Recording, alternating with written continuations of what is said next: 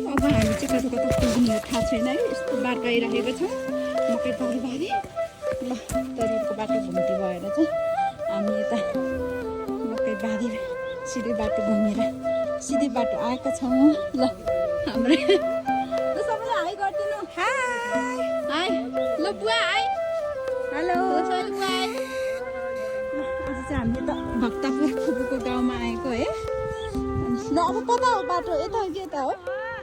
हजुर यता हजुर नमस्कार नमस्कार। कता तल जाने? ए यतैबाट ल धन्यवाद है हजुरलाई। हजुर नमस्कार। ए हो र? अन्त ल कति मिठो बोल्नु भएको। कता उता पो हो? ल हामी रङबाट आएछौँ है। ए ल हजुर हजुर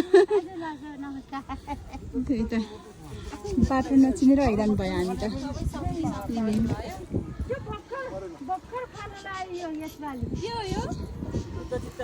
ए यो बुद्ध चित्ता त्यो मालाको बोट रुख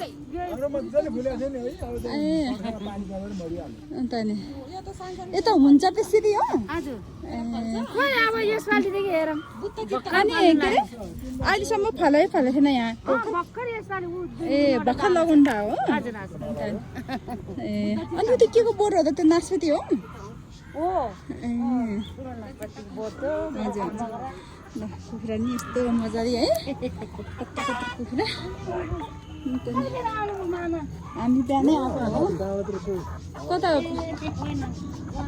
यतै हो पस्ने? लसुन कस्तो लसुन हेर्नु कस्तो मजाले झुन्डाएको खोइ गिरिराज हो। लोकल त ऊ त्यो चाहिँ लोकल हो है। एउटा त गिरिराज रहेछ।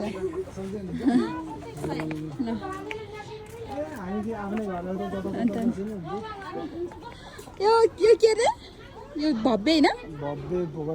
भव्य नै भनौँ न अब आरु भव्य हो भव्य भोगाटे। कस्तो राम्रो मङ्सिरमा है यो खाने है। मङ्सिरमा नि मौसी पुस ताजा कुन खाले भोगाटे हो यो? त्यही मङ्सिर पुसमा खाने न। अहिले के हो असार साउन भएर असोज काटे मङ्सिर पुस। अब यो त मङ्सिरमा त धेरै छ त अझै टाइम।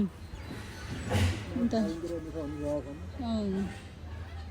यता आरु है कस्तो मजाले फलफुलको रुखहरू चाहिँ हुँदो रहेछ। यता चाहिँ आरु त यत्रो त सिद्धिसकेको छ।